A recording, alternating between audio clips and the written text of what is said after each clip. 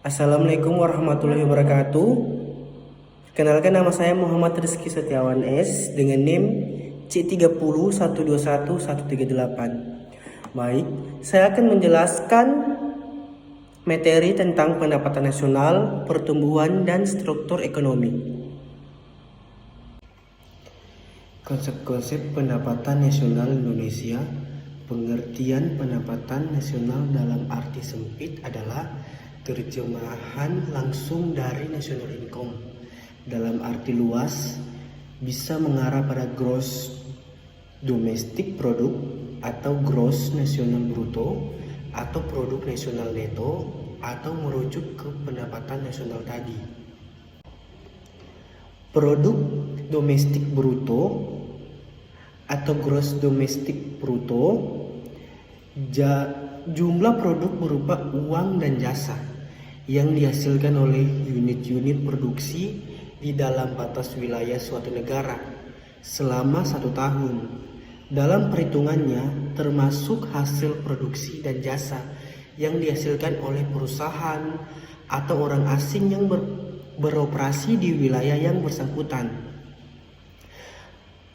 Produk nasional bruto (PNB) atau Gross National Product (GNP).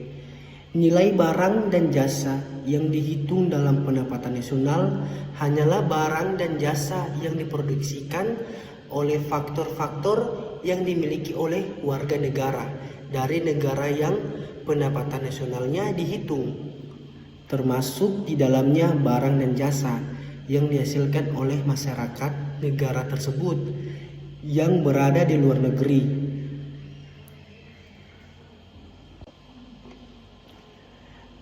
Metode penghitungan pendapatan nasional menurut pendekatan produksi.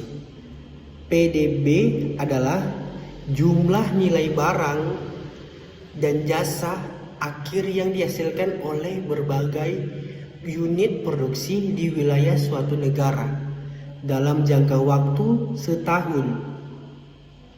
11 sektor lapangan usaha. Menurut pendekatan pendapatan, PDB adalah jumlah balas jasa yang diterima oleh faktor-faktor produksi yang turut serta dalam proses produksi di wilayah suatu negara dalam jangka waktu 1 tahun. Sewa gaji dan upah, bunga modal dan lain-lain.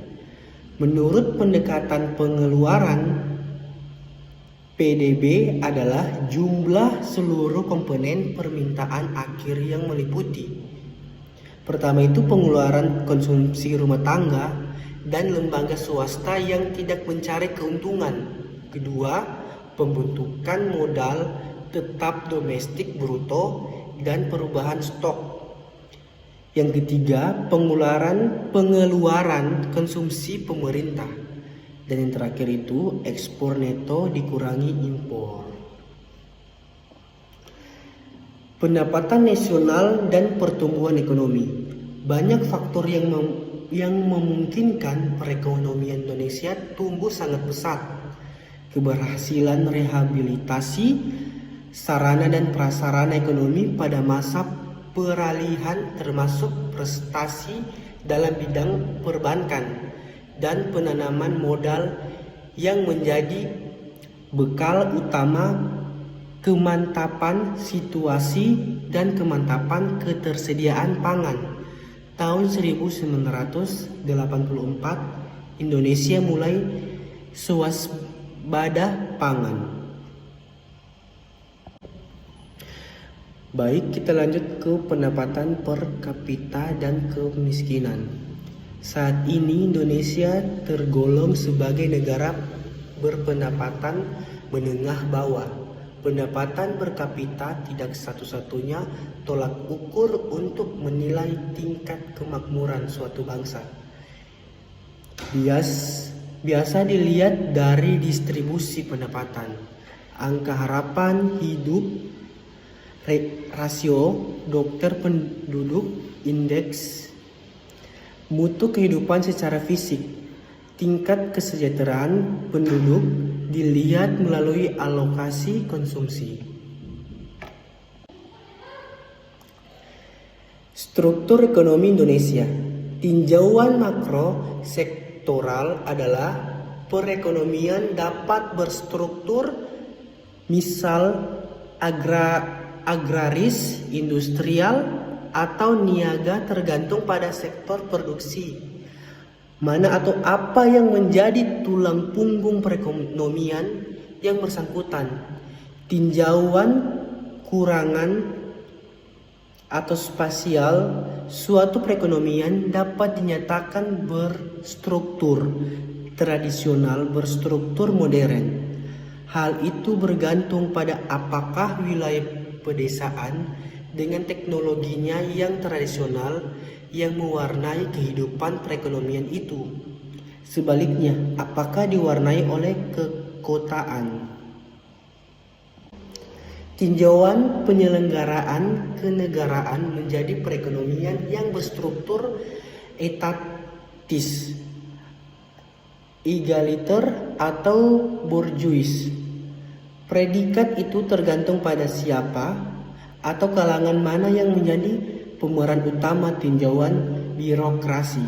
Pengambilan keputusannya dapat dibedakan antara struktur ekonomi yang sentralistis dan yang desentralistis. Penentuan layout merupakan suatu proses dalam penentuan bentuk dan penempatan fasilitas yang dapat menentukan efisiensi produksi atau operasi. Keuntungan adanya layout memberikan ruang gerak yang memadai untuk beraktivitas dan pemeliharaan pemakaian ruangan yang efisien, mengurangi biaya produksi maupun investasi. Aliran material menjadi lancar, biaya pengangkutan material dan barang jadi yang rendah, kebutuhan persediaan yang rendah, memberikan kenyamanan, kesehatan, dan keselamatan kerja yang lebih baik. Tinjauan lain, dilihat dari kacamata spesial, perekonomian telah bergeser dari berstruktur tradisional ke struktur modern. Perkembangan kota-kota jauh lebih pesat daripada pedesaan. Porsi penduduk yang tinggal di kota lebih banyak daripada di kota. Dilihat dari kacamata politik, sejak awal Orde Baru hingga pertengahan dasawarsa 1980-an, perekonomian Indonesia berangsur berkurang. Pemerintah mengundang pihak swasta untuk berkontribusi. Berdasarkan tinjauan birokrasi, pengambilan keputusan selama era pembangunan jangka panjang tahap 1 sentralistik. Pembuatan keputusan lebih diambil oleh pemerintah pusat. Kondisi yang membutuhkan dukungan pemerintah sebagai agen pembangunan menjadikannya etatis. Dibutuhkannya dukungan pemerintah pusat disebut sentralistis. Pembangunan diarahkan ke industrialisasi dan mengurangi kadar agregitas struktur perekonomian. Struktur ekonomi yang sedang dihadapi dalam masa transisi beralih dari agraris ke industrial, dari etatis ke bourgeois, dari pedesaan ke perkotaan. Tinjauan makro sektoral, faktor-faktor yang mempengaruhi dalam kelompok NSB. Yang pertama itu kondisi dan struktur awal ekonomi dalam negeri atau basis ekonomi. Negara yang mempunyai industri seperti mesin, baja, besi yang relatif kuat akan mengalami proses industrialisasi yang lebih cepat dibandingkan dengan negara yang hanya punya industri ringan seperti tekstil, pakaian jadi. Yang kedua, besarnya pasar dalam negeri. Besarnya pasar domestik ditentukan oleh jumlah populasi, dan tingkat pendapatan real per kapita. Penduduk Indonesia yang sekitar 20 juta, walau pendapatan per kapita rendah, merupakan salah satu faktor insentif bagi pertumbuhan kegiatan ekonomi termasuk industri.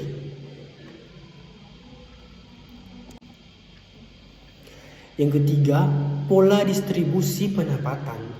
Walau pendapatan rata-rata per kapita naik pesat, tetapi kalau distribusinya pincang, kenaikan pendapatan tersebut tidak terlalu berarti bagi pertumbuhan industri selain industri yang membuat barang-barang sederhana seperti makanan dan minuman. Yang keempat, karakteristik dari industrialisasi, misal cara pelaksanaan atau strategi pengembangan industri yang diterapkan, jenis industri yang diunggulkan, pola pembangunan industri dan insentif yang diberikan. Yang kelima, keberadaan SDA. Adanya kecenderungan bahwa negara yang kaya akan SDA mengalami pertumbuhan ekonomi yang lebih rendah atau terlambat, melakukan industrialisasi atau tidak berhasil melakukan diversifikasi ekonomi daripada negara yang miskin SDA, contoh Jepang dan Singapura. Yang keenam, kebijakan perdagangan luar negeri. Fakta bila di negara yang menerapkan kebijakan ekonomi tertutup pula dan hasil industrialisasinya berbeda dibandingkan di negara-negara yang menerapkan kebijakan ekonomi terbuka. Indonesia awalnya menerapkan kebijakan protektif terhadap sektor industrinya, hasilnya berkembang tidak efisien. Sedangkan negara yang menerapkan kebijakan ekonomi terbuka, promosi ekspor sangat berhasil dalam struktur ekonomi mereka dengan tingkat efisiensi dan pertumbuhan ekonomi yang tinggi dalam periode yang relatif tidak terlalu lama. Oke, baik, sekian dari presentasi dari saya. Terima kasih. Assalamualaikum warahmatullahi wabarakatuh.